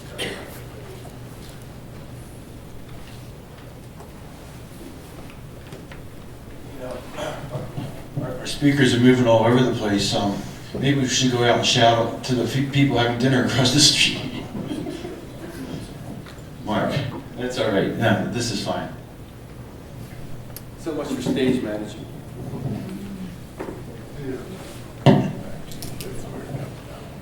Well, good evening. So, what does all this have to do with Grand Valley water users? Well, if after all of that, you still need an answer, there's one. Colorado River and the amount of water that we divert at the cameo call is important in immense ways to Grand Valley and to the entire river basin. It's hard to overstate the importance of this location and the various irrigators, including GBIC, who doesn't divert directly from this, to the importance of the operation of the Colorado River, period, upper basin and lower basin. I should mention, you saw on Eric's picture, there was a little camp trailer park there at this location. And last year was 2015 was the 100-year anniversary of the dedication of the roller dam. And we decided to sell tacos out of that because we used so many tourists in it. A good idea, but strictly against Bureau regulations. So, Western Slope Ag Water does indeed have a target on its back. It's in the center of the bullseye. That's our water. That's likely your water that we're talking about here tonight as well. The issues that we face are two fundamental importance, far too critical to ignore, and certainly if you're a water manager, you have a responsibility to examine these issues. So we take seriously the implications of increased demand upon the river. The demographic and related political pressures are pretty straightforward. 53 million people depending on that water in the basin, anticipating adding 23 million over the next couple of decades. Along with that will come immense political power. We will not always be negotiating from a position of strength. We have to negotiate together. The science to date indicates continued changes in climate patterns. We don't have to discuss about why they are, how long they're going to last. They exist. We have to figure out how we're going to manage water this year or next year, just as our farm customers and urban and suburban customers deal with their problems. Whether it's a drought or not, the dynamics of runoff are changing. That is that as the climate tends to increase, right here in our portion of the state, as Eric said, it's hard to get a bead on it. Likely 10% reduction in river flows. We could actually see increased moisture, but in the face of increased temperature, a lot of that's going to come in the form of rain, and rain doesn't stay in the watershed. It comes down way earlier than when we really need it, and that has a huge impact upon how we manage our system. Now Charlie would manage his, and the rest of the people on the river manage the river. We also have to keep in mind the potential impact on farmers, urban and rural customers, civic and municipalities. We supply water, as all of our associates do, to all kinds of those folks, not just agriculture. So at the water users, we have, for our water planning activities, objectives, we kind of think about two general areas, protection and benefit. Obviously, first off, we want to protect our water rights, your water rights in many cases. And to do that, we've got to be engaged in this debate that's raging up and down the river and throughout the country. We want protection from poor planning, and especially from poor legislation. Poor legislation is very difficult to get rid of if you ever can. We want to make sure that in the face of real crisis, that decisions are not made that sacrifice the long-term interests of the Western Slope for sustainable agriculture and the non-metropolitan areas of the state of Colorado. It's very critical that we stay above power generation levels. They provide a huge amount of money to irrigation systems throughout the country. The reason that it's important to comply with those fish recovery issues is it provides Endangered Species Act compliance for 2,200 water users, of which we're one. It would be virtually impossible for us to do it individually. And if you spend much time in the lower basin, anybody there will tell you that you want to solve your own problems. You want to do whatever you can do to limit federal intervention in the solution of your problems. As Dan said, it will be quite different than the plan we might come up with.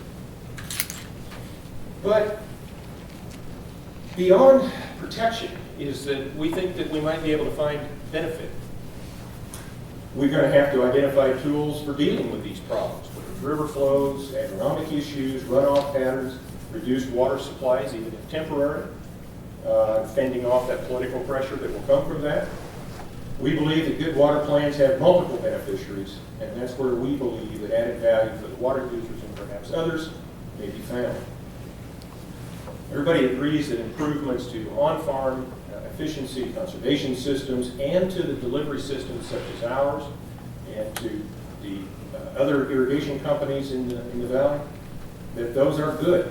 They're good for infrastructure and operations. They benefit producers and irrigation providers. But we also believe that those benefits accrue to many folks outside of those individual districts, outside the farms, perhaps outside the valley.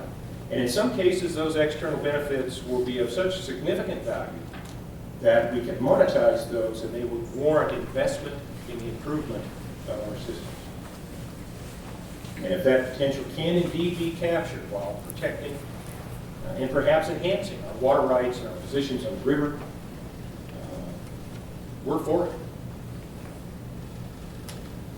So in order to attempt to get ahead of that curve and to do one piece towards addressing the problem is that we, along with others, the River District, Water Banking Work Group, and others have initiated, we think that it's up and going now, a conserved consumptive use pilot project.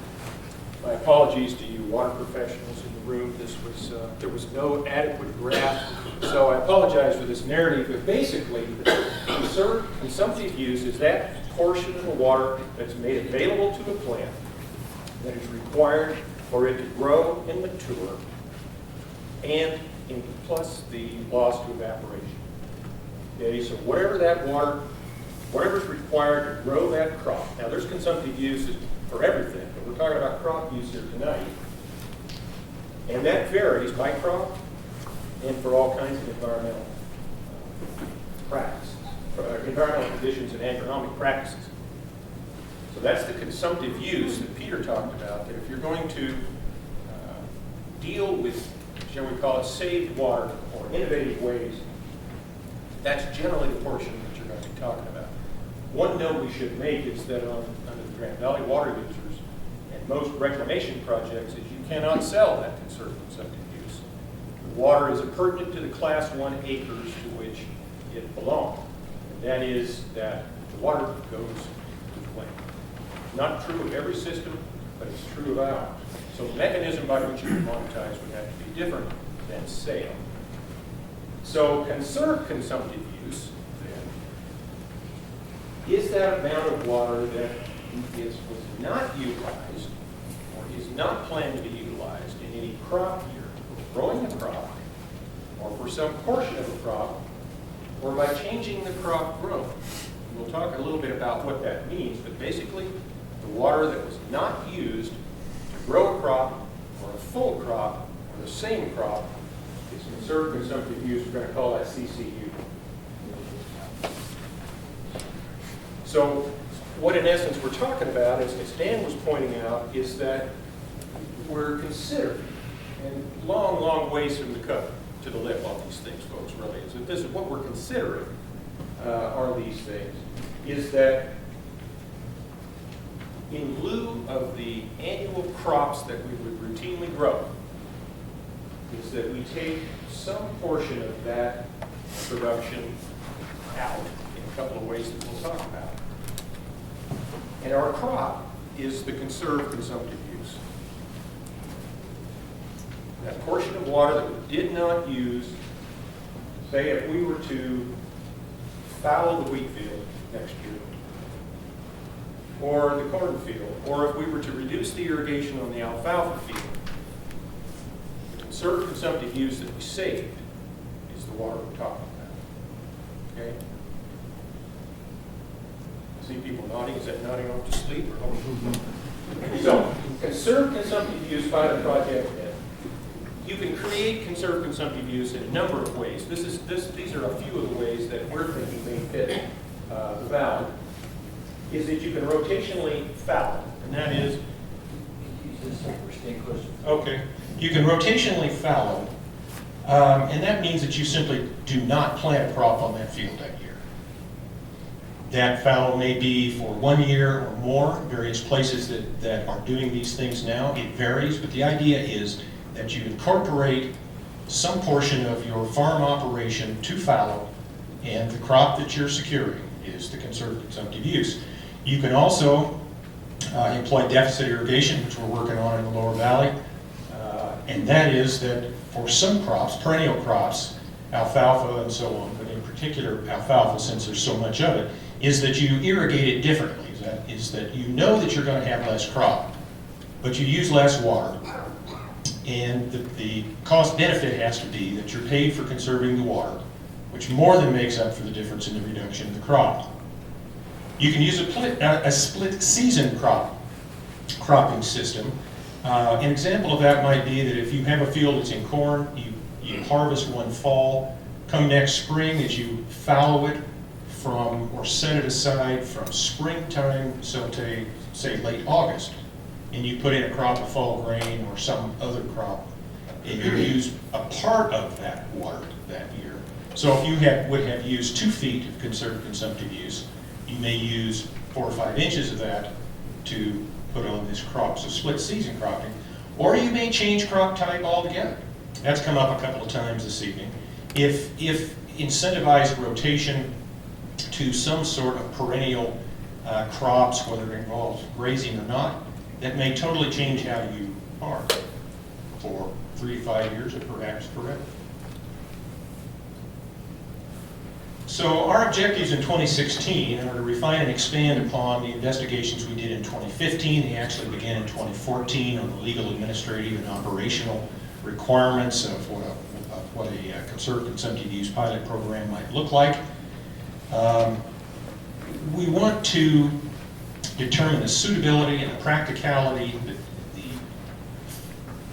the implications, financial and otherwise, for the Grand Valley water users, for the organization itself.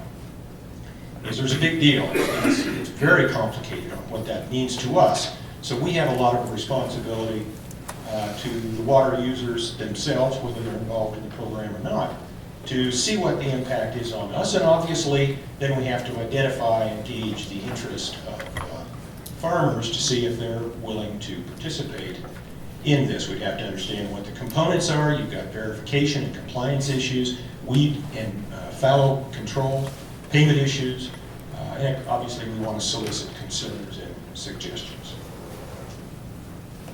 2017 and beyond come later this year based upon 2016 investigations.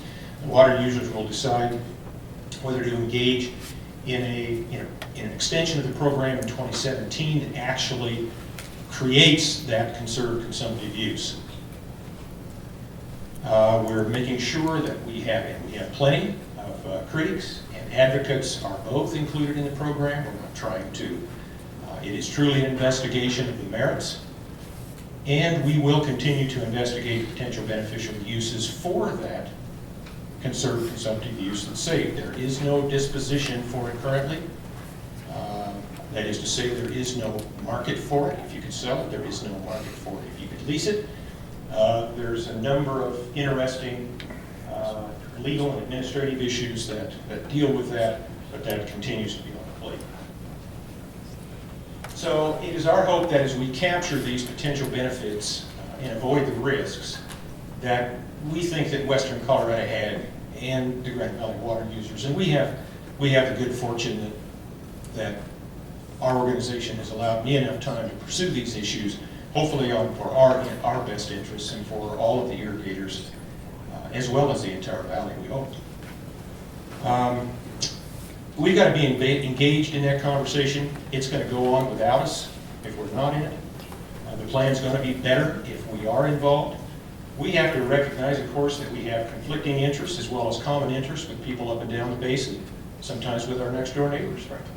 Complicated issues.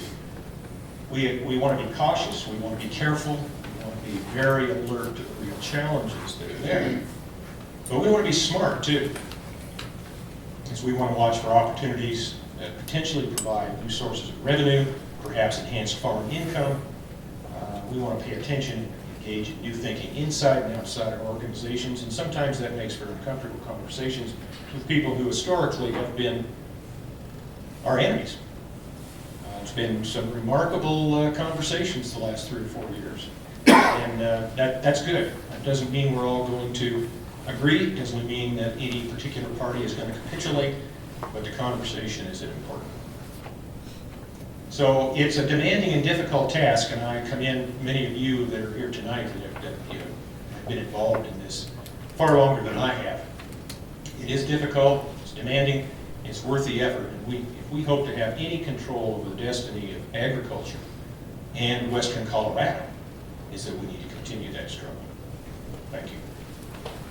One thing that I'd like to add before Mark concludes completely, Mark loves it when I do this, but if you want some additional information, I brought some extras of these, and you're welcome to grab one. And I'm starting to run out of these, so I'm losing my opportunity to embarrass Mark. But there's a great magazine that came out a few months ago that talks about the Grand Valley water user system. And all kidding aside, there's a great article about what Grand Valley water users contemplating. There's also a nice article in here that talks about and provides a little bit more detail about what we're doing with water banking. You're welcome to grab one of these. You're welcome to ask us questions tonight or later. And Mark also told me he would stay around if you want a signed copy of it. Kevin Conrad's son asked you when the swimsuit edition was coming out.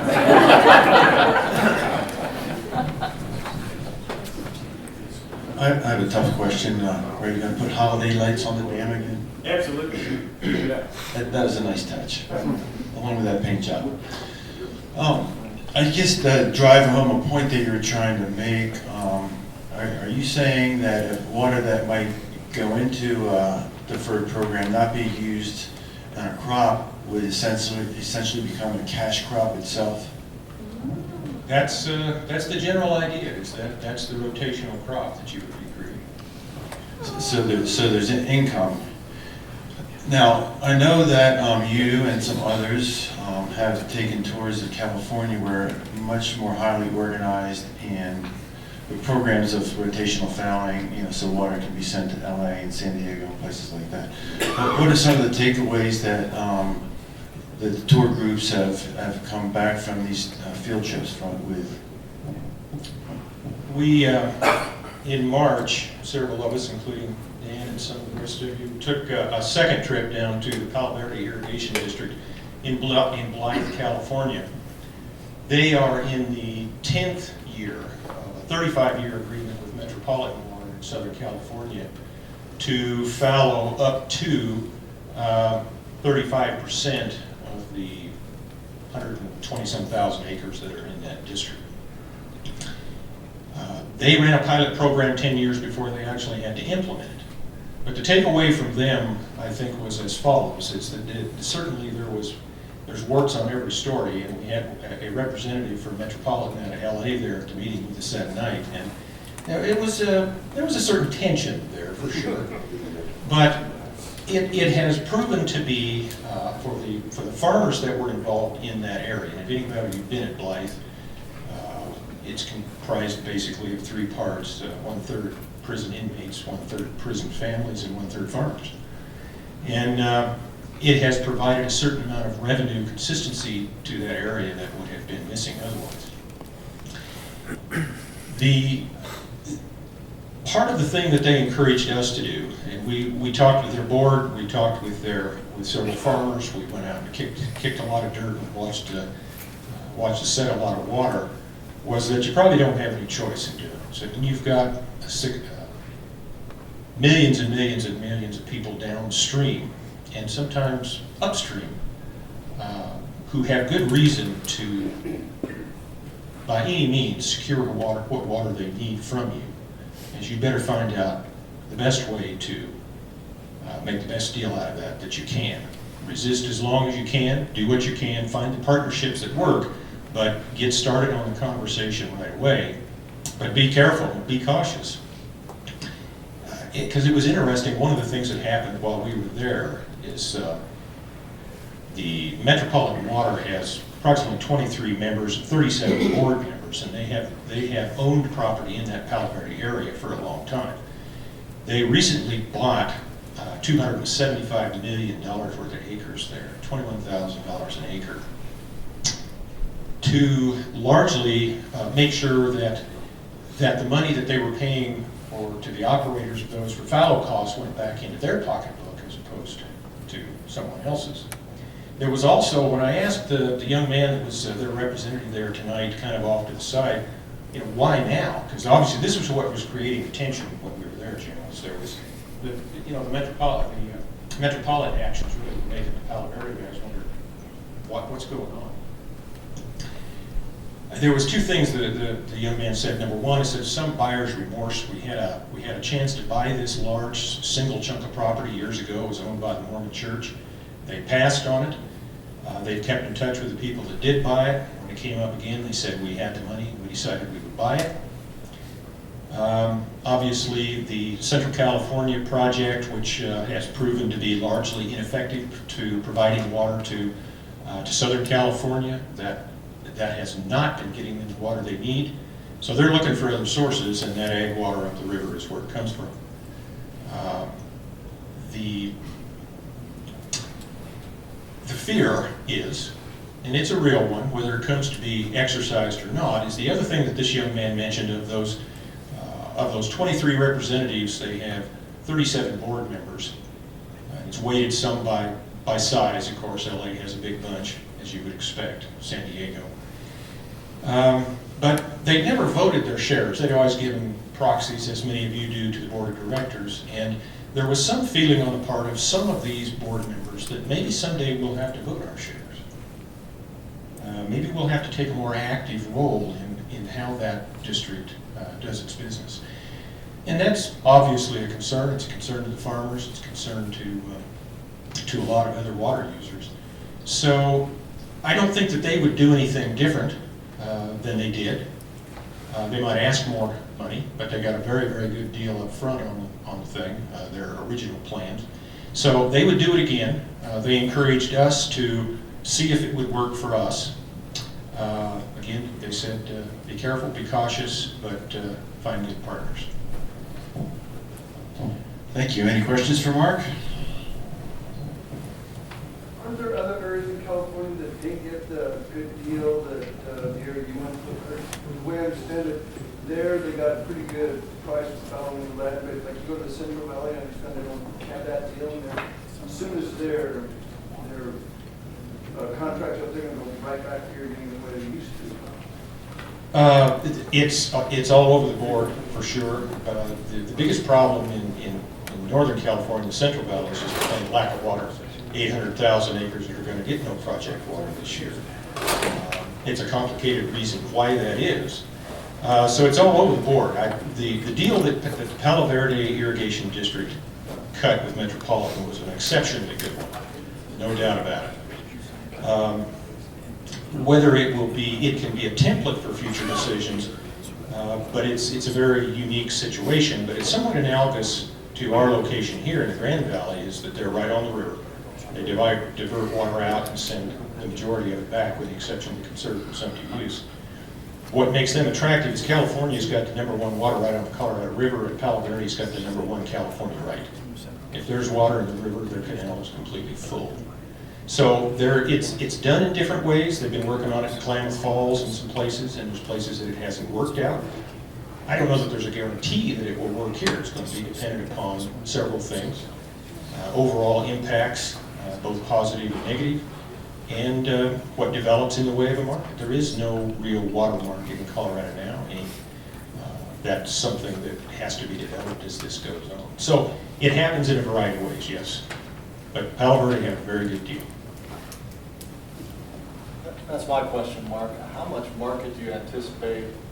I mean, as far as I'm concerned, it sounds like a hard sell. Is it a hard sell in the valley? You're asking local agricultural families to fallow their lands so that the Imperial Valley can water their crops and continue to make their money. I mean, is this a hard sell? Are you going to actually create a market for water so that we can just send it downstream so that another desert region that has no business growing cotton and alfalfa, they can continue to make their money?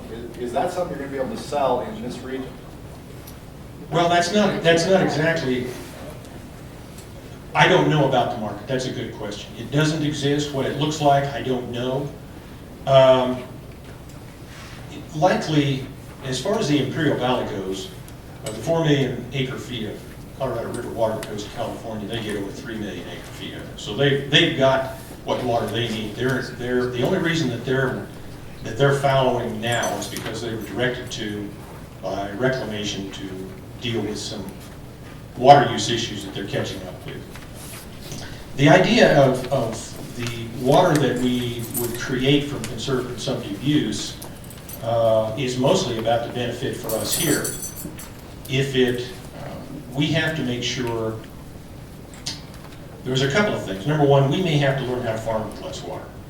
Number two is that we may have to, we've got to pay for a huge amount of infrastructure improvements over the years, and if some palatable way that's acceptable to water users and producers can be found to create a sustainable revenue supply that can fund facilities improvements, it's going to be a pretty good deal.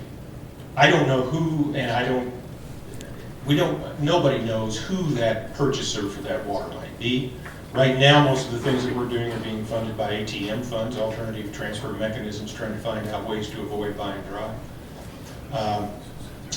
The System Conservation Pilot Program funds can do some of, are in some cases being used to fund some of those things. So right now, any benefit that's created by conserved consumptive use accrues to the river itself right now. So, and the river, when we say that, is to address the issues that we've heard here tonight, that is to keep those power levels up, to avoid, that will avoid a compact call. So, to characterize it as taking ag water here and sending it somewhere else, that's not exactly the way we're thinking it would happen. There's no good answer to your question because we don't know who might be a potential customer. I suppose it wouldn't be impossible that they could be one. But right now, any benefit that is created by efficiency, conservation, or foregone diversion has to benefit someone in the state of Colorado. So now that can be somebody in Brush or Sterling or somewhere, but it has to occur in the state. Now, since we're so close to the line, if it happens to head on down the river and it gets to Lake Powell, it's a happy coincidence, but it has to benefit the river.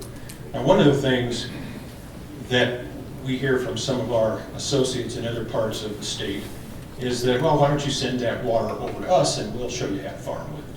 I say, well, if we're going to do that, we'll send it to California and they'll show you how to farm with it. So we have in conversations with our peers up and down the river, we don't want to pit agriculture against agriculture. I guess There's going to be lots of needs for innovative thinking about water and the use, perhaps temporary, compensated use of water.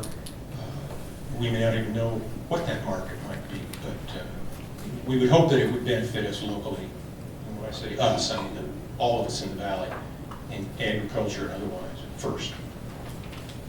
One couple things I want to emphasize, and that it's a really good question, and it certainly, you know, it raises that appearance, but I think it's important to realize that fundamentally what we're talking about doing in the pilot program and ultimately into a program, if we're ever doing it, is to benefit PAL.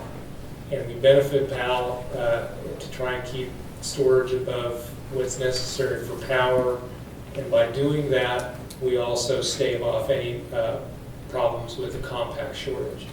That's in our interest to do so in Colorado, and it's important for us to do so. Secondly, I think, you know, it's important to emphasize what we're fundamentally talking about is voluntary programs where we go to ditch companies and farmers, and they do not have to do this, and whatever they do, they get compensated for, and they do that on a market basis that's acceptable to them. And I think going to Palo Verde the first time, the real eye-opener was that fundamentally the agreement that they negotiated down there was not one of minimizing impacts or minimizing downsides, but fundamentally what they negotiated was an agreement that was beneficial to the farmers, and the farmers actually wanted to do it. And that was eye-opening, I think, for all of us going down there, and it got us thinking, this isn't really just about preserving and protecting, it's really also about enhancing. And that's our viewpoint going through this. It has to enhance what's going on in agriculture, has to enhance the agricultural economy and communities that we have on the West Slope. It was interesting. I don't know whether it was coincident or not. We didn't think about asking the question when we were there, but you have to wonder.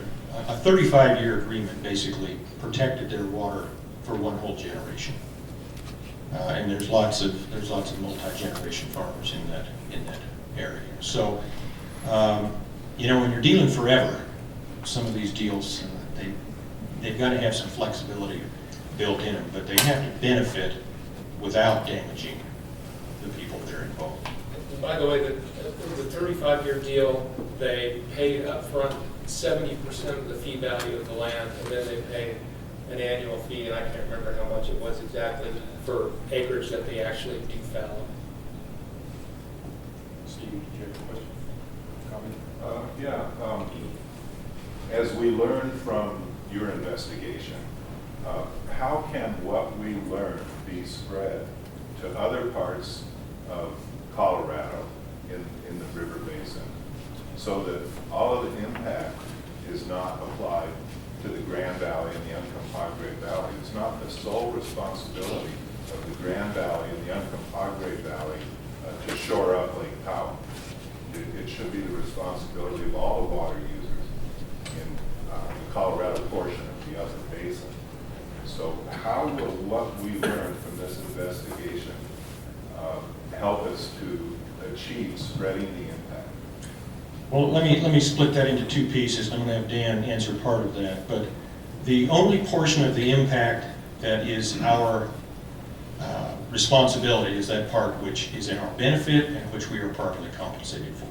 Beyond that, we have no responsibility, technically speaking, if we discount the common good, which in most calculations, if you're going to be talking about value for value, is that you hope there's some left over. But just the second part of your question is a fair one. And I want Dan to talk just a little bit about the things that are going on to help address that question, both at lower and higher elevations. We really recognize that's an important item for a variety of reasons. You know, politics not being the least of which, but you know, what I said earlier really applies, that you know, the Grand Valley really ought to be part of the solution, Compagre really should be part of the solution, but they should not be the solution. And so we haven't really delved into this much yet, Steve, but what we need to get into at some point here is how do you take this into a program? You know, we're just talking about one pilot with Grand Valley water users. We need to turn this into a program, I think, ultimately. So maybe we're talking about 50,000 acre-feet of reduced consumptive use on the west slope. How's that going to be allocated? Where are we going to get that? And oh, by the way, I think the other important aspect of this is maybe we need to be talking about 50,000 acre-feet of reduced consumptive use on the municipal side. And the vast majority of that, frankly, on a pro rata basis, would be front range municipal uses. They need to be part of this as well. Agriculture on the west slope in aggregate can't be the solution. They have to be part of the solution as well.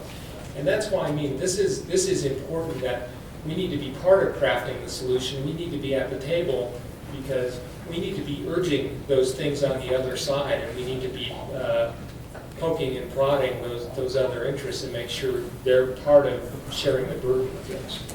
And how might the River District and your partners do that? I can't offer you specifics right now, and it's a good question. We just have not evolved to the point of those discussions yet. We've raised the issues with our partners on the Front Range. Frankly, as Mark pointed out, an initial response we got back from them is, well, you know, if we need to generate 50,000 acre-feet of consumptive use, it should be the lowest value agricultural lands, recognizing full well that the value in agriculture is higher in Will County. Well, this is our agriculture, this is our economy, it's important to us. We're not going to sacrifice this so that everything can continue happening in Will County. That's their economy, that's important to them, we recognize that, but we've got to share this. I think, Steve, part of what will happen, and it's because we've been charting some new territory, of course, and a lot of the things that have gone on. There's been system conservation programs that have been entered into by many folks that are strictly private. And so a lot of the things that have happened so far have been business-to-business transactions. But I think it's the hope of the Water Banking Work Group and others that there is obviously the major benefit of a commercial, credible-sized pilot is to secure usable information that has external validity to a variety of other organizations. So although we have been very reluctant to say we're not carrying a torch for every water organization in the state or the valleys. We want to protect our own interests, we want to look out for our own benefits first and the benefits of the irrigators in our immediate area. But we also recognize that there's going to be some things that we learn and that others learn from these programs that hopefully can inform people, perhaps throughout the state, certainly throughout the western slope, to disregarding all of the other people that need to do their share, but to spread out both in row crop and higher elevation, so on and so forth. So that's going to happen. It's going to happen slowly, but I think that the idea that we've come up with resonates with people because we're not studying something again. Basically, we're doing it. So we hope that helps inform. Yeah, phase one of the feasibility study identified that about 80% of the consumed water on the west slope is high elevation pasture and haylands. That's right. And so it seems like that has a significant impact on Lake Powell and Lake Mead. That portion of our irrigation system will have to be included in whatever we do. And maybe this would be better conversation for afterwards. We're after the hour, but just to let you know, there's logistical challenges.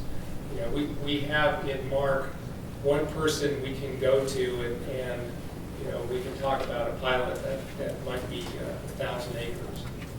In the higher elevation stuff, it's great and there's opportunities there, but you don't have well-formed ditch associations. A lot of times you're dealing with things one farmer or rancher at a time.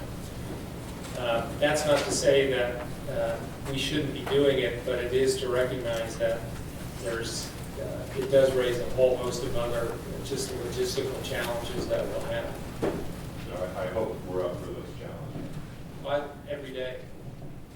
I live for those challenges. Thank you. Thank you for that great discussion.